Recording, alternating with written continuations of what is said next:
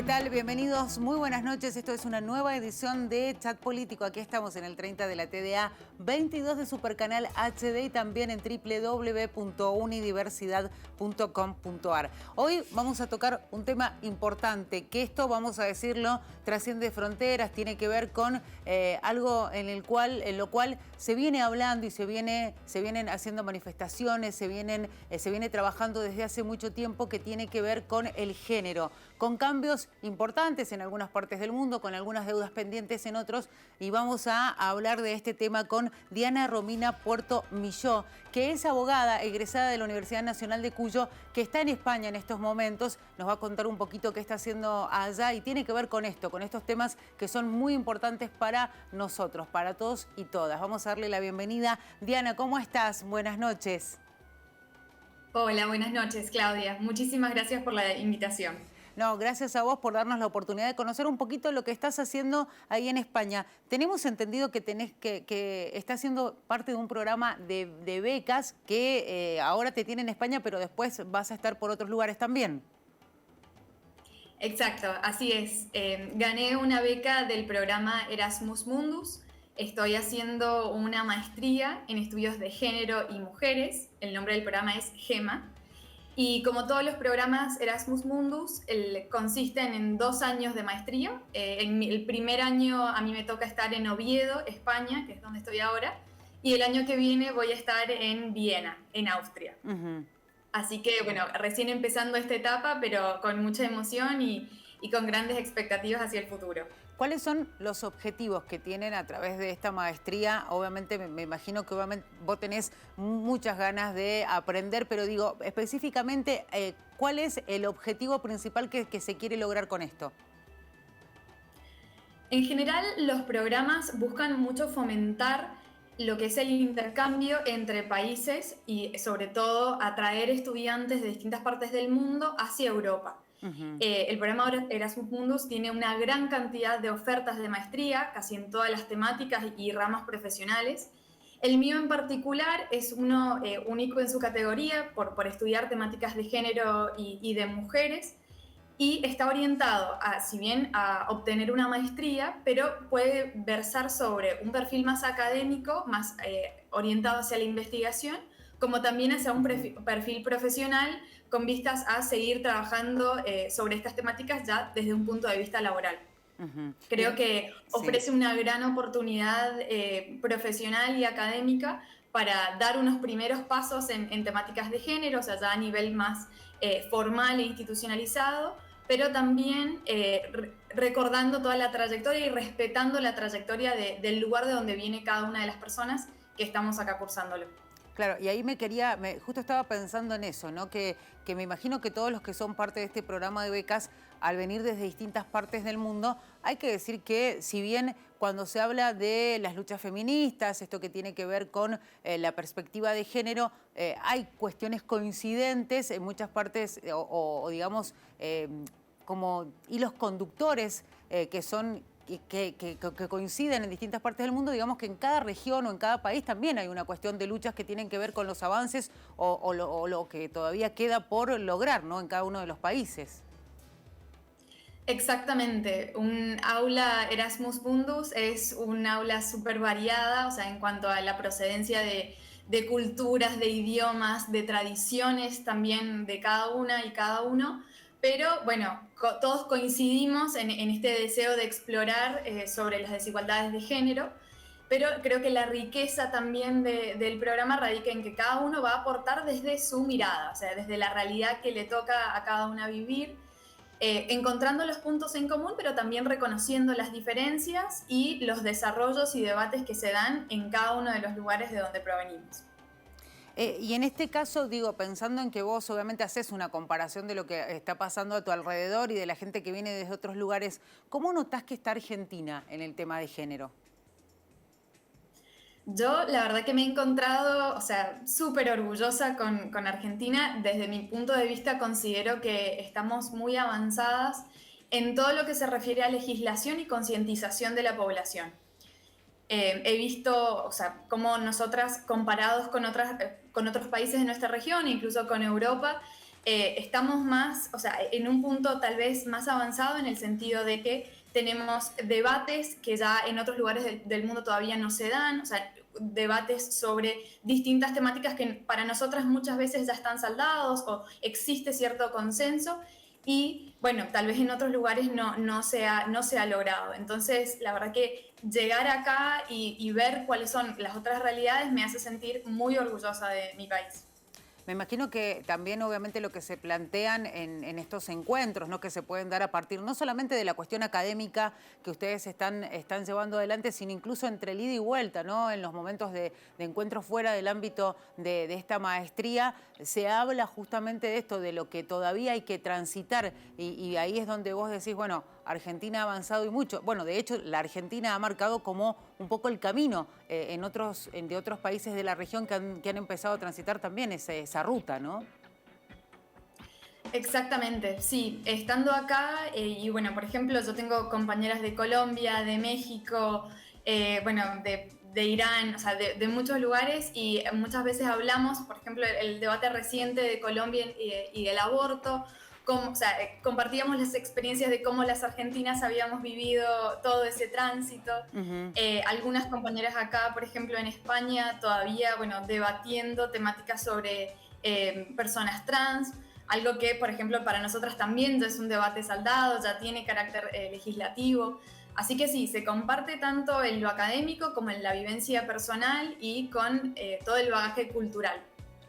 Bueno, vamos a seguir hablando de este tema, Diana, porque justamente estábamos mirando un poco lo que está pasando en España en esta materia, que si bien han avanzado, por ejemplo, específicamente con el tema del aborto, de la legalización del aborto, hoy por hoy la ley pretende de alguna manera hacer hincapié en esto de garantizar que se cumpla, digo, porque se ha avanzado en esto y hoy el debate en España tiene que ver con eso, con por ahí que se pide la interrupción del embarazo y que de pronto se encuentran con un lugar donde nadie lo quiere llevar adelante por objeción de conciencia. Entonces, a partir de ahí, el desafío es avanzar en garantizar ese derecho.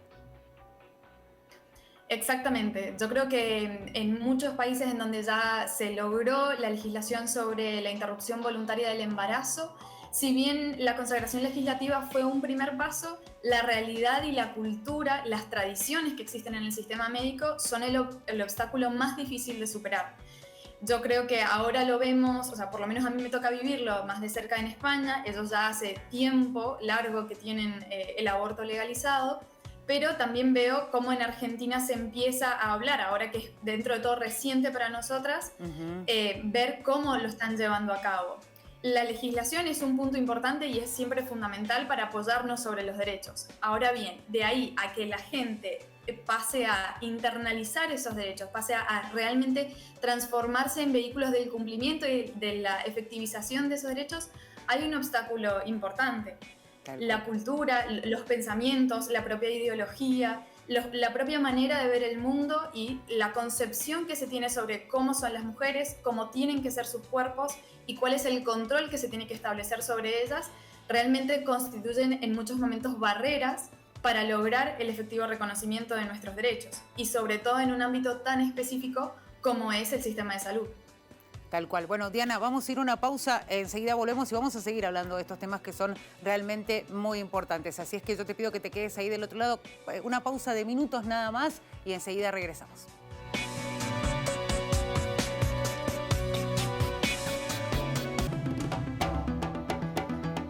Bueno, seguimos aquí en Chat Político, estamos como cada lunes en la noche de Señal U. Recuerden que estamos en el 30 de la TDA 22 de Supercanal HD y también recuerden que si quieren volver a ver el programa tienen que entrar a nuestra plataforma digital www.unidiversidad.com.ar. Seguimos hablando con Diana Puerto Milló, abogada, egresada de la Universidad Nacional de Cuyo, que está en este momento en España en una maestría relacionada con justamente lo que todavía seguimos teniendo deuda. Yo lo pensaba, ¿no? En esto de las políticas de género. Lo decíamos recién y creo que es un tema que se habla y mucho. La semana pasada, con el 25 de noviembre, estábamos hablando de esto y el mundo lo hablaba, porque en ese caso se llamaba a manifestarse, Diana, en todo el mundo, no solamente por ir contra la violencia de género, sino también contra la violencia laboral. contra las mujeres, ¿no? Garantizando tal vez un mejor trato en el ámbito laboral. Y a partir de eso te hago una consulta, ¿no? Vos que estás ahí en España, que seguramente estás mirando lo que sucede en Europa, ¿cuáles son los debates que están instalados hoy en la sociedad española y en la sociedad europea en relación con el género? Bueno, en primer lugar, algo que es muy reciente es el tema del debate sobre la ley trans.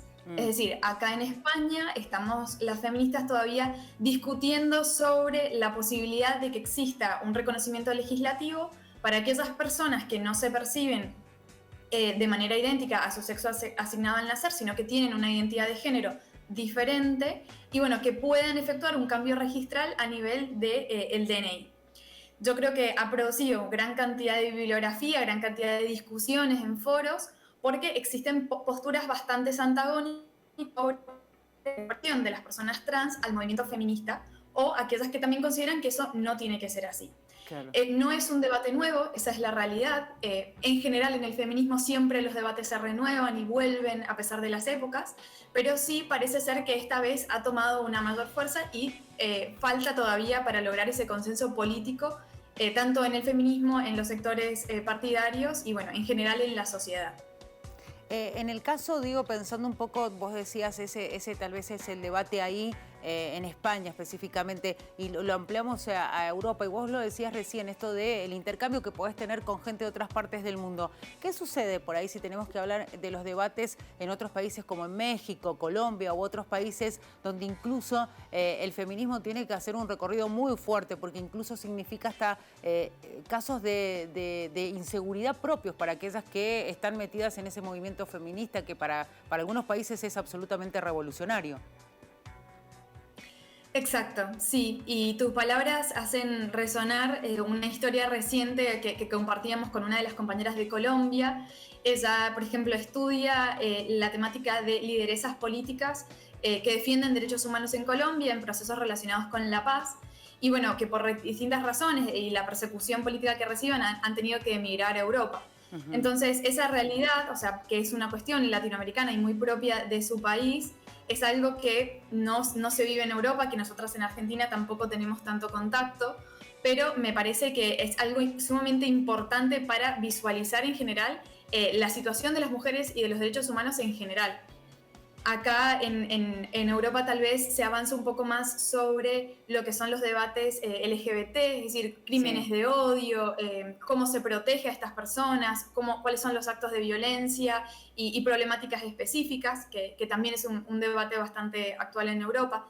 Es decir, cada región tiene sus propios debates, pero todos se encuentran estos puntos en común. La violencia parece ser un eje transversal en todos los lugares. Sin duda. Y en el caso ¿han tomado conocimiento de cuáles son, por ejemplo, los debates que se dan en la sociedad de los países asiáticos? Digo, teniendo en cuenta que también, ¿no? Hay países que son sumamente conservadores y que significa un riesgo. Hoy por las luchas feministas no dejan de ser justamente eso, ¿no? Hemos tenido relatos que se han de alguna manera transmitido, se han conocido a través de los medios de comunicación del mundo, donde justamente la vida de las mujeres corre peligro a partir de esas luchas.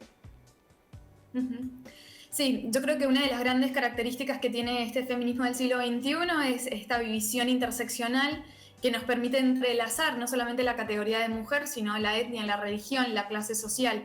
En el caso del feminismo asiático me parece que en general viene, o sea, a aportar su propia visión con particularidades que muchas veces el feminismo considerado tal vez hegemónico no visualiza y no comunica de la misma manera.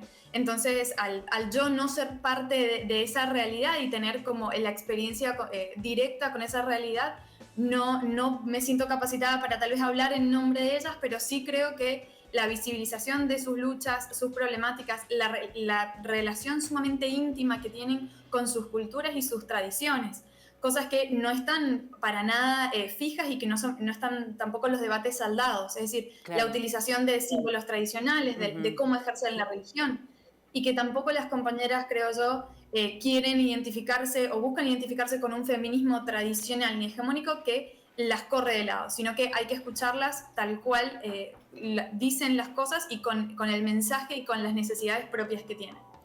Vos hacías referencia, Diana, a esto de las tradiciones, ¿no? Y lo vemos en esto de seguir conservando parte de la cultura de un país. Países que son generalmente todas esas costumbres y que incluso están ligadas a lo de la religión, tienen que ver con, digamos, actividades absolutamente machistas, donde la mujer está relegada. Digo, debe ser difícil para las mujeres empezar a hablar de los derechos porque hay que desarraigar todo eso que tiene que ver con miles de años, ¿no? De cultura y de tradición, donde es ir contra eso. Todo un desafío. Sí, es un desafío, pero también al tener tanta tradición y tanto bagaje histórico, no creo que las mujeres quieran separarse de eso concretamente, porque las tradiciones y la cultura constituyen parte de su identidad. Ujú. Entonces, ¿Y en esta esos casos concepción qué se puede hacer? Perdón. No, a ver, yo creo que son ellas, o sea, las mejores preparadas e indicadas para responder exactamente cuáles son sus pedidos, porque vas a encontrar que, por ejemplo, dentro de los mismos movimientos árabes o feminismos islámicos, no todas coinciden en utilización o no del velo, hasta qué punto la exposición del cuerpo, cuál es la vestimenta, es decir, no se puede separar en términos de identidad la religión, la tradición y el hecho de ser mujer. De hecho, cuando se lo separa, incurrimos en esta separación analítica que nos hace tener una visión sesgada de la realidad. Entonces, parte de complejizar, o sea, y de valorar la riqueza de la individualidad de cada una, es entender que todos esos elementos confluyen. Y no es la idea separarlos, sino todo lo contrario, aportar al análisis desde distintos lugares, valorando la realidad tal cual es. Bueno, lo veíamos, por ejemplo, cuando sucedía esa crisis que se vivía en Afganistán, donde en un primer momento se hablaba de una manera de la situación de las mujeres y después las propias mujeres salían a aclarar su situación, ¿no? Exactamente, es un gran error el creer que van de la misma manera que los hombres en un momento hablaron por las mujeres, ahora vamos a venir otras mujeres a hablar por nuestras compañeras en otras partes del mundo. Y esto no es así, sino que hay que escuchar directamente a las involucradas, atender y que sean ellas mismas las que proporcionen las respuestas, las soluciones. Las demás podemos acompañar en términos de estrategias, en términos de apoyo, pero no de ninguna manera opacar esa lucha ni opacar esa voz, porque las principales protagonistas tienen que ser ellas. Sin duda, muy importante esa aclaración, digo, porque nosotros desde otras partes del mundo podemos sacar nuestras conclusiones cuando nuestra realidad también y nuestra cultura es absolutamente distinta. Sí, exactamente. No se puede hablar en nombre de otras culturas y bueno, y menos en estas temáticas tan delicadas. Tal cual. Bueno, Diana, nos vamos a ir a la última pausa, enseguida regresamos y vamos a hablar un poquito de los números que hemos conocido en estos últimos días y me imagino que ustedes también allá desde Europa están atentos a lo que pasa, digo vos como Argentina, lo que pasa en Latinoamérica y está vinculado con los femicidios. CEPAL dio a conocer unas cifras en los últimos días y sin duda es un tema de análisis en cualquier lugar, ¿no? Acá y en cualquier lugar del mundo. Así es que de eso vamos a hablar después de la pausa. Buenísimo.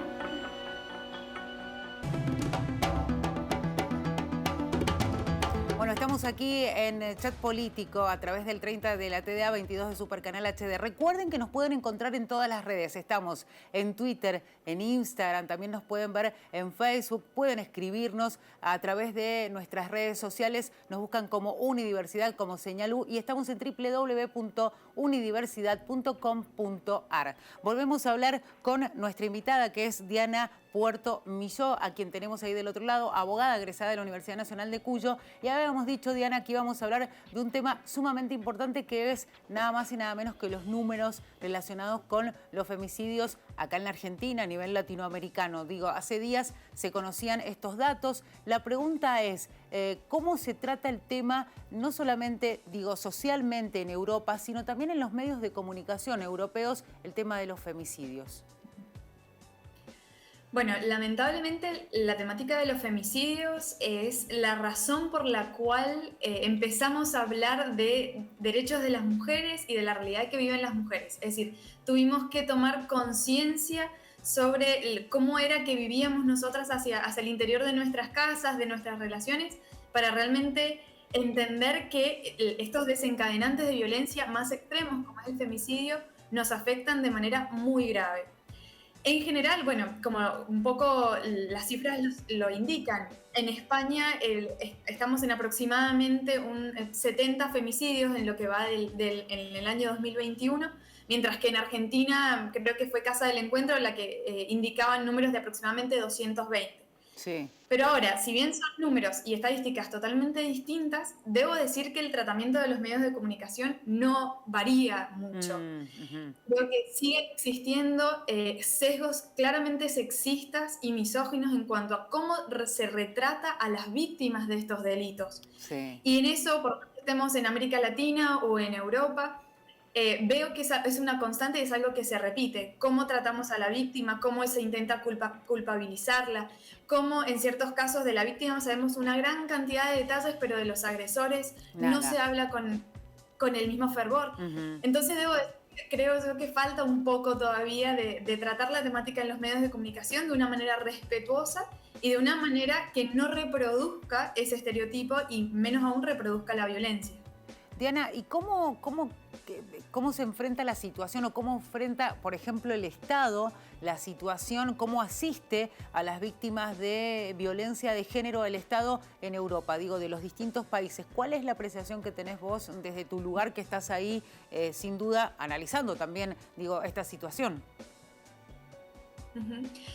Yo debo decir que en España veo un gran desarrollo de lo que son políticas públicas de igualdad. Eso sí, veo una mayor institucionalización. Ellos tienen una propia legislación que obliga a elaborar planes de igualdad en los ámbitos públicos. Entonces, uno puede encontrarse en los municipios, en el gobierno, en la universidad, planes de igualdad con consejerías, con espacios específicos destinados a abordar estas situaciones. En eso veo un gran desarrollo de lo que es política pública.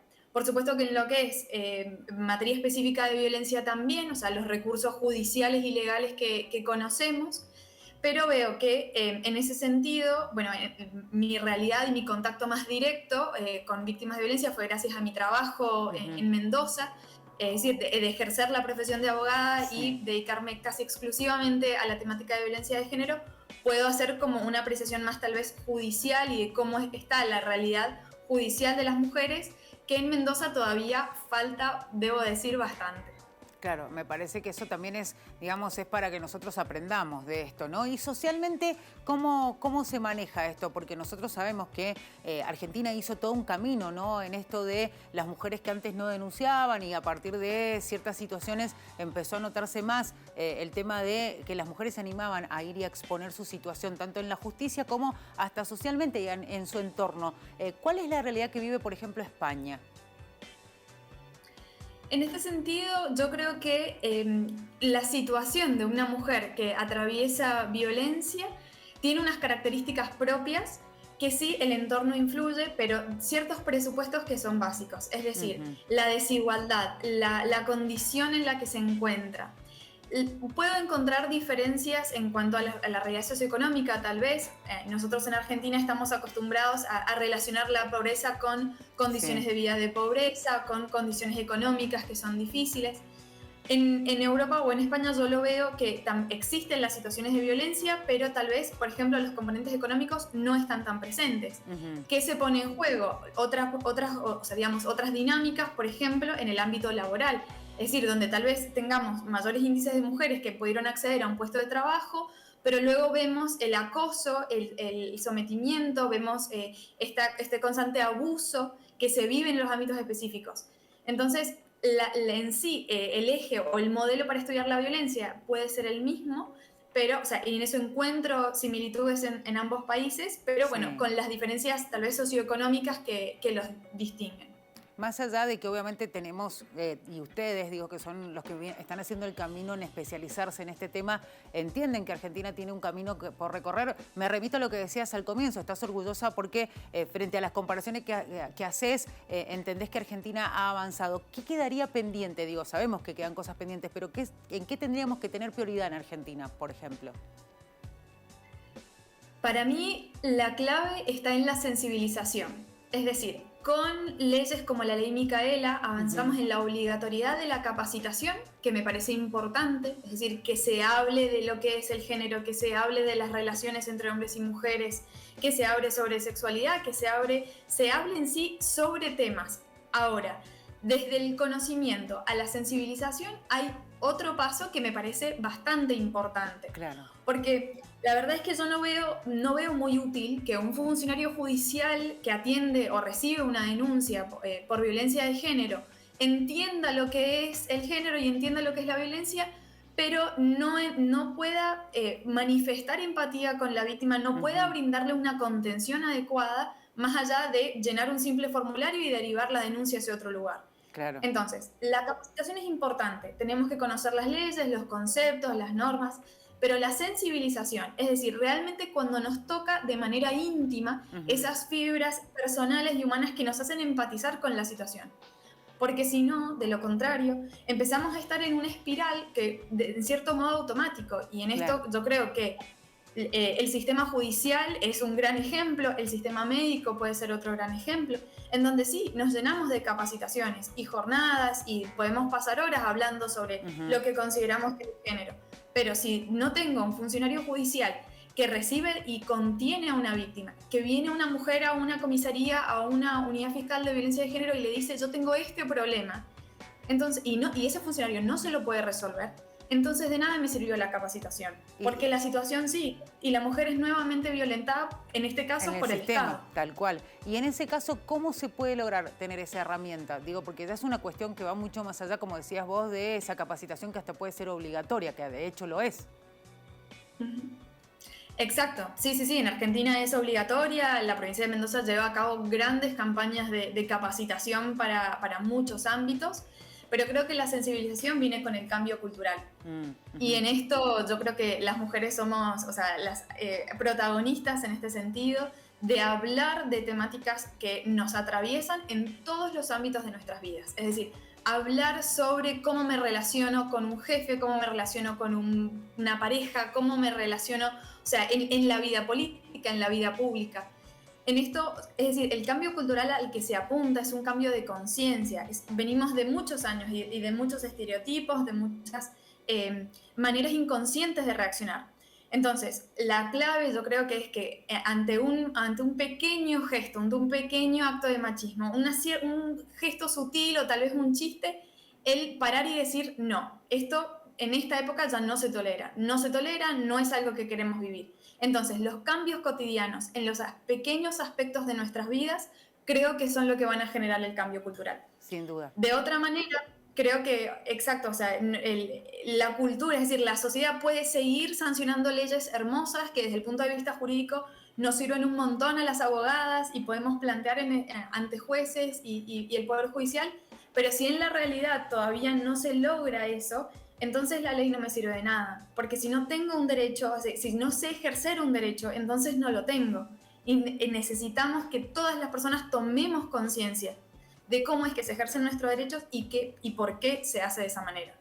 Diana, un placer hablar con vos. Ojalá cuando vuelvas te tengamos acá con nosotros en el estudio y poder hablar de todo lo que aprendiste en esta maestría que te va a llevar por distintos destinos ahí en Europa y que seguramente va a enriquecerte un montón. Así es que gracias por darnos estos minutos para poder charlar.